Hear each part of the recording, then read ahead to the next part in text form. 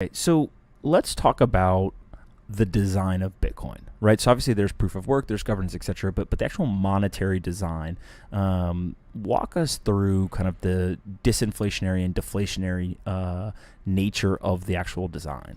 So before I delve into that, I will say, and I think this is something that people will increasingly realize in the coming years, uncensorability is cool, unseizability is cool as well. But to me, these really are perks in terms of like the price going up and this thing taking over the world.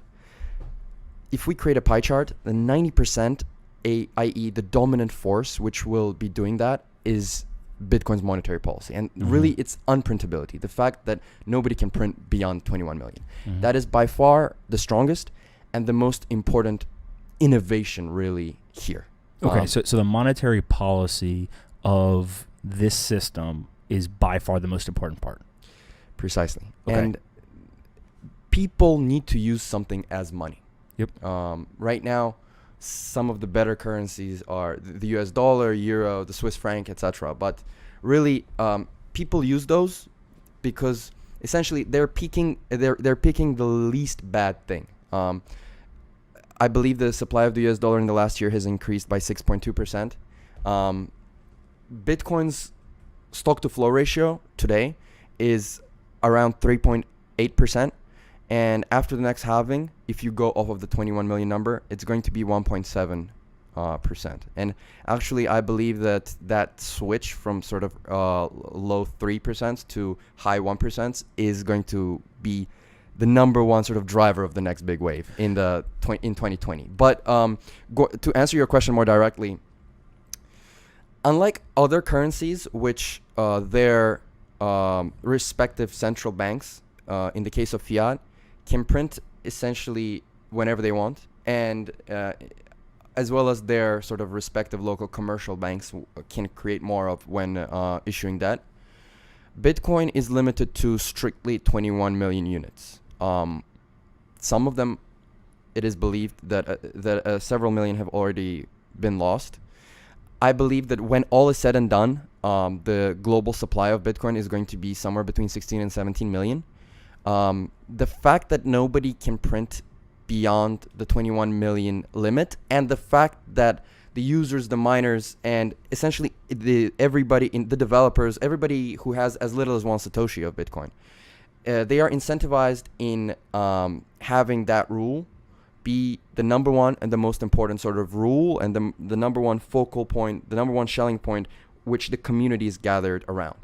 And really, this is the number one thing which allows Bitcoin to continuously increase in value. And people are already pricing in its extreme scarcity. I like to say we've never had an object, let alone a money, as scarce as Bitcoin before.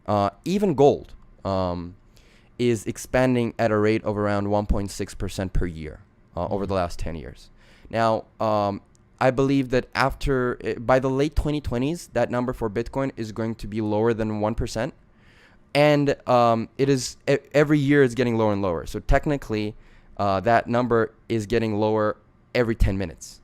And as you might know, every 4 years, there's a particularly additional sharp drop as well. And so I believe that soundness, that hardness of currency isn't palpably felt by people yet. And even a lot of participants in the market, a lot of sort of traders and investors, they don't really quite grasp this aspect yet. But I believe that this is the revolutionary thing here, and this is why I believe Bitcoin is going to be in the hundreds of trillions in today's terms in the future.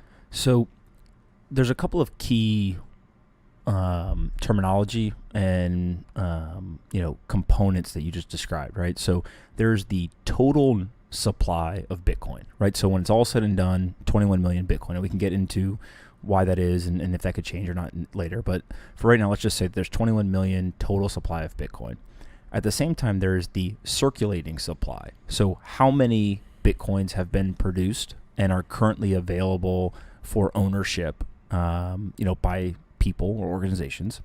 And then what we see is every 10 minutes, every block, there are more Bitcoin that are added to the circulating supply, but that 21 million fixed supply number never changes. And so What occurs is the disinflationary, right? So yes, the circulating supply continues to expand until it reaches that 21 million, but that number goes down every 4 years or so, right? In terms of how many Bitcoins every 10 minutes are added to the supply. So that's a disinflationary model. What you described is once all 21 million Bitcoin have been mined or now part of the quote unquote circulating supply, we now get into a deflationary model, right? And so it's no longer disinflationary because actually there's no more being added, and now we can only go reverse. We can only lose Bitcoin in the circulating supply, right? And so let's talk about the pros and cons of an inflationary system and the pros and cons of that deflationary system, right? Because I think people hear these terms, but they don't really know what they mean or why there's pros and cons to either side. We're taught in a lot of schools, and sort of the contemporary mainstream neo-Keynesian economists argue that mild inflation is best. To me, I think that sort of governments around the world, particularly in the Western world, are incentivized for that kind of academic discourse to be the dominant one even in the best institutions. And in my research, I found that there's a lot of sort of academic grants and academic sponsorships financing that central banks and ministries of finance, ministries of economics, etc., that allocate to of certain schools of monetary thought than others. But I believe that sort of those currencies are local monopolies, and those currencies are forced upon us from top down. Bitcoin is a free market phenomenon. I would argue that Bitcoin is an experiment in Austrian economics that so far in its 10 years of existence is succeeding massively. My belief is that money is a product just like anything else. And I think we will not have truly pure capitalism and truly pure free markets until money, which is a product that we utilize, which is a product which is a half of every single transaction in our society, is something that is originates from the free market as well. I believe that money is ultimately a product of the market rather than a product of the state. And I think the last 47 years in history have sort of are a temporary phenomena. For thousands of years, gold was the predominant money, or gold and silver were the predominant two currencies around the world, until sort of the paper notes became more widespread as a technology.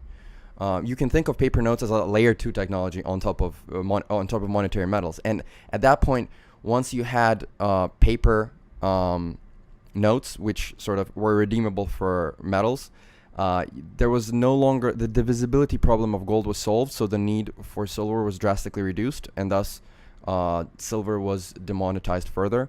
It's very interesting to look at the gold silver sort of price ratio, and after 1881, you see sort of gold skyrocket in silver terms.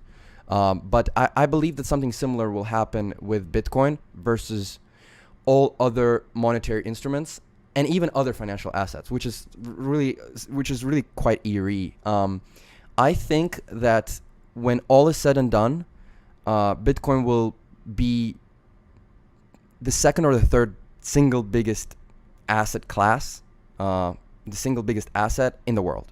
Maybe real estate will be the only one bigger. And sort of this is my reasoning around this.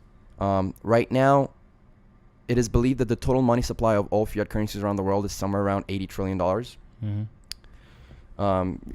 If you consider M1, M2, M3, if you add them all up around the world. And I strongly believe that that number is artificially diluted and artificially kept small, because essentially by continuously printing, governments are disincentivizing the world and disincentivizing investors and even average people to store too much money in currencies. And they're doing this because if I take $100 and I put it in my bank account, as they print money, that $100 loses purchasing power every single year. For sure. I mean, every single day where the money creation occurs, see, it's interesting because the cost of creating that money for the government is near zero. All it takes is just a push of a button, right? But essentially, every single unit of fiat currency that gets created reduces the wealth of the fiat holder around the world. And Bitcoin is an unimaginably new phenomena where, for the first time, nobody can seize your wealth. Not just directly, like they did with gold in the 30s, but just like they do with stealth inflation in fiat. Nobody can print more. And for the first time, you have this currency that you can have full, or at least very strong confidence that for the rest of your life, the percentage of the money supply of this entire system will always remain the same, which really is completely unprecedented, because even with gold, you don't have that. And so here's the thing. The total amount of wealth that is stored in currencies is artificially small. Essentially, the system doesn't want us and doesn't want people to have a good, robust, unseizable store of value. Because if that were to exist, then governments and central banks would lose a tremendous amount of sort of seigniorage privileges. Because every time they print, they essentially enrich themselves at the expense of everyone else a little bit, right?